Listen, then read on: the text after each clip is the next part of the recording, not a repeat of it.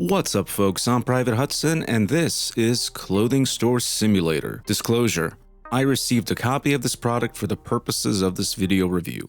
That doesn't influence my opinion in the slightest because I do not recommend this game. According to the store page, it launched in early access in May 2024.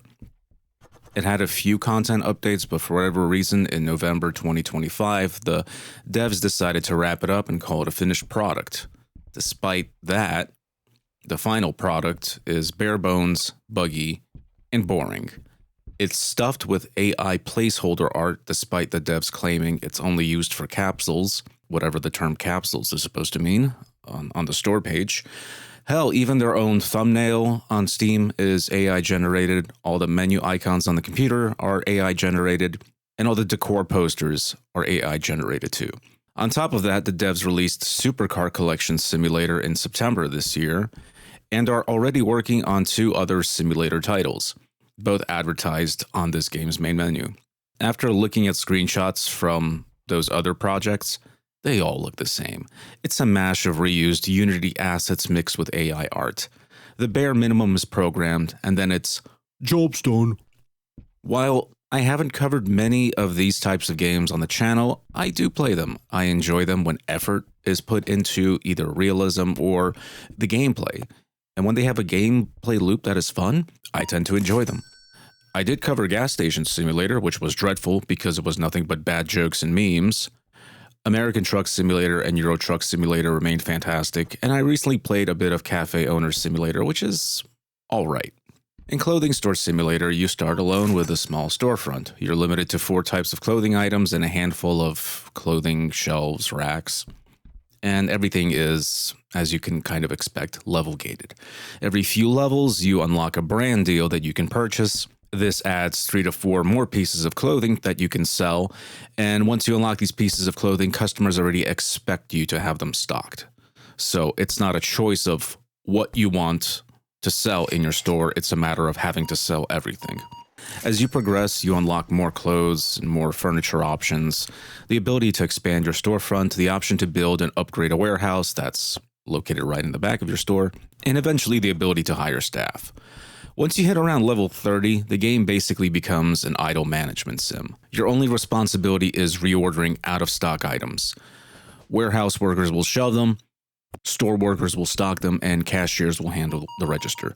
There's nothing that you can do to speed up progression either. Every transaction awards 8 experience points.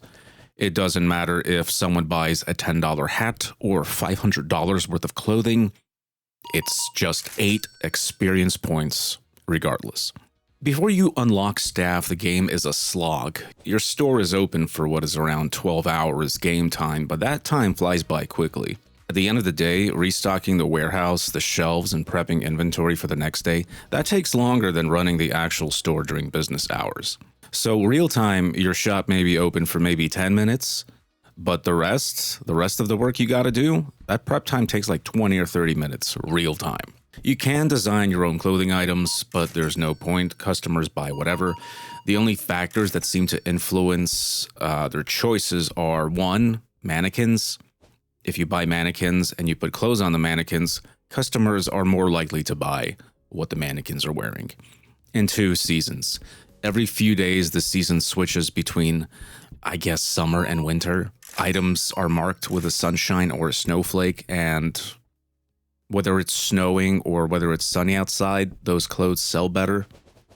It's a pretty half-assed mechanic. You can adjust item prices, but it doesn't matter, as you'll be swimming in money regardless. If anything, you have a chance to piss off customers by making things too expensive. There's just so much missing.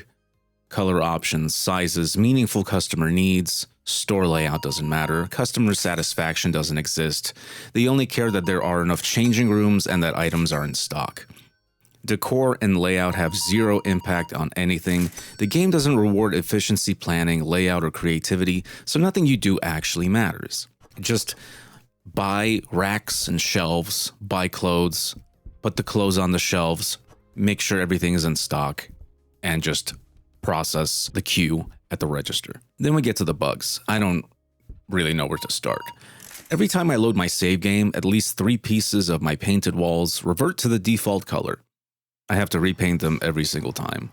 And why is this ceiling so absurdly high? This store is a single floor, but the ceiling looks like it's 25, maybe 30 feet tall. Why is it so damn high? Stock workers don't remove clothing left in changing rooms. You have to do it yourself. I usually just take them and toss them on the floor, which triggers the stock workers to finally move and either put them on the shelf or put them in the warehouse. When it snows inside the store because the weather system clips through the building. As your store grows, the bugs get worse. Employees and customers get stuck in between racks. The draw distance tanks. Shelves look empty until you get close enough for them to pop in. Performance drops hard, and the game starts micro-stuttering constantly.